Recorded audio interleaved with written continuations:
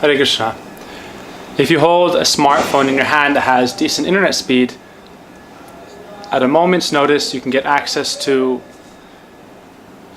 any kind of information or any kind of stimulus or sensual stimulus. It's quite a beautiful thing, actually. It's like we're always walking on a tightrope when we're using the internet. And it's a barometer to gauge the presence of your mind. Where are your mind and senses pulling you? In what direction are you pulled towards? And with intelligence we can learn to disassociate ourselves from the urges of the mind and senses. With the intelligence we can look upon the body from above while we're on our smartphone and look, what are we doing with our valuable time on the internet?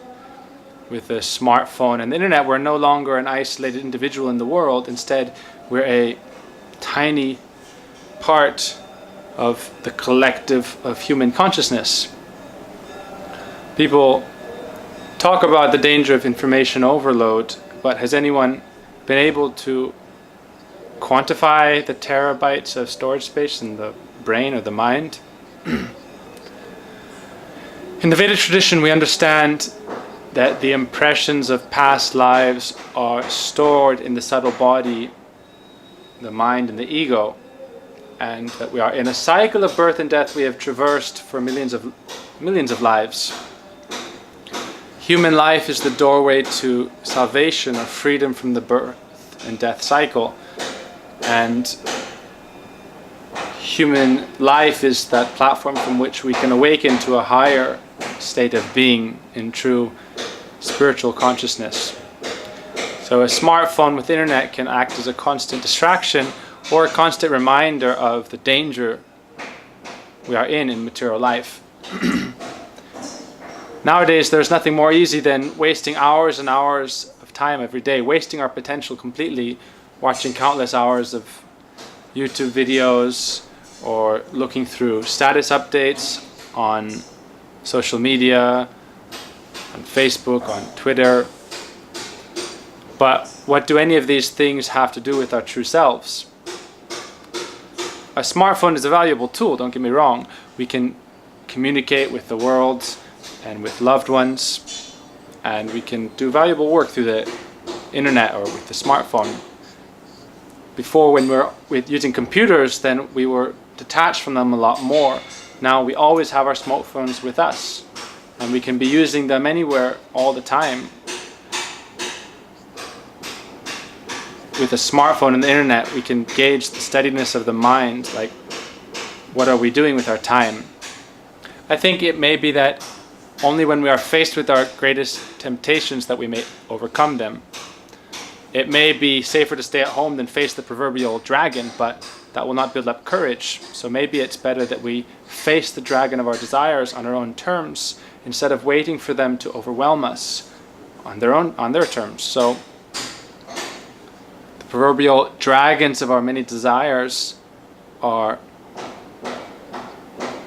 a danger to us at present through the internet and smartphones. We can access anything through the internet, but generally what is most commonly done, I think, is that people are always like dulling their spiritual senses, wasting their time in complacency, and this leads to so many missed opportunities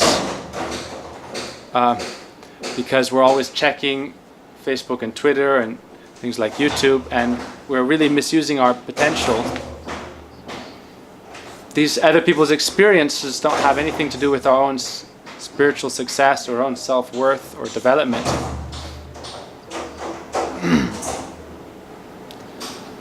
We can observe our minds in positive, uplifting messages through the internet. It is true. There are plenty of sources of such things, but the pull of the lowest denominator is very hard to escape. So, with a smartphone and the internet, I fear that human beings may have been burdened with a tool that they are not yet ready to bear, because the internet is so much larger and powerful than one person and a smartphone and internet, it's like a gateway to Maya, the web of illusion. There are so many kinds of illusion we experience in this world. Illusory relations and ideas and ideals. And the living spark of consciousness is a higher principle than Maya or dead matter. But we become under the domain and the control of Maya. The soul becomes connected to Maya and the body and mind. And because of the vastness of Maya compared to the soul's finitude, then with a smartphone we're immediately in touch with the vastness of Maya at a moment's notice. Maya is described to pervade throughout samsara, the ocean of material existence, where we are going through perpetual cycles of birth and death. Before we had smartphones and the internet, it's like we're in one area or another area of the ocean of samsara. But with the internet and a smartphone, at a moment's notice, we can be in touch with every part of that ocean at once, practically. And not at once, but we can make contact with all the parts of this ocean of samsara, anything we're interested in, at a moment's notice. It's like it's all cascading down upon us, like a tidal wave. So, do we have the power to protect ourselves from such a thing? I think that the beauty of a smartphone with the internet is that if we can learn the power of restraint, if we can hold back the tidal wave of Maya available through Facebook and YouTube and Twitter and so many millions of websites, if instead of using the internet to try and scratch the itches of our desires for sense objects and gratification, and instead imbibe on a journey of discovery and use the internet as a tool to cut through the noise of illusion by putting out our true higher thoughts and embodying our higher being and purpose. With a smartphone and the internet, we can be at constant battle with Maya and constantly be striving to rise above it. Otherwise, we're always under its tyranny. In battle, we can have a chance to defeat a tyrant. If we live complacently under the rule of Maya, we'll never be able to rise above it. The saying goes, the idle hands are the devil's workshop. So if we are having such easy access to the internet, then to transcend it, we must fill our days up with meaningful activities and then just use the internet as a tool for good, instead of wasting our time in procrastination and in complacency, or falling down the endless rabbit hole.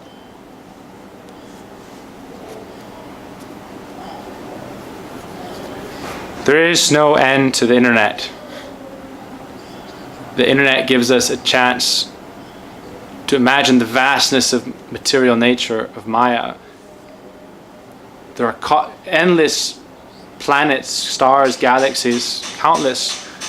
And just from this one Earth, which is like a speck of dust floating in the universe, it produces so much endless information that is available through the internet that we could go through our whole lives without even touching a fragment of it. So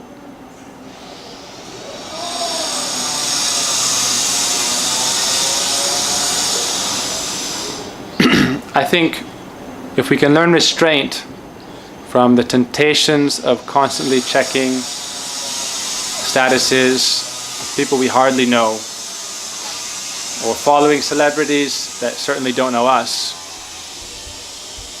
then through the practice of restraint that we cannot learn so effectively without temptation of the internet, we'll be able to develop discipline over ourselves.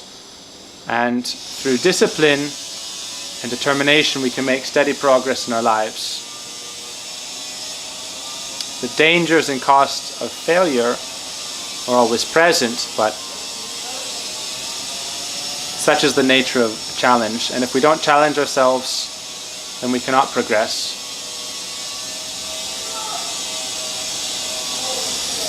through failure we can make gradual progress even. So maybe one day we can put down our cell phones, our smartphones, shut down our connections, and be happy in the here and now, in the present, in the ever-present. Present our true selves and our true beings and our true function, our true nature.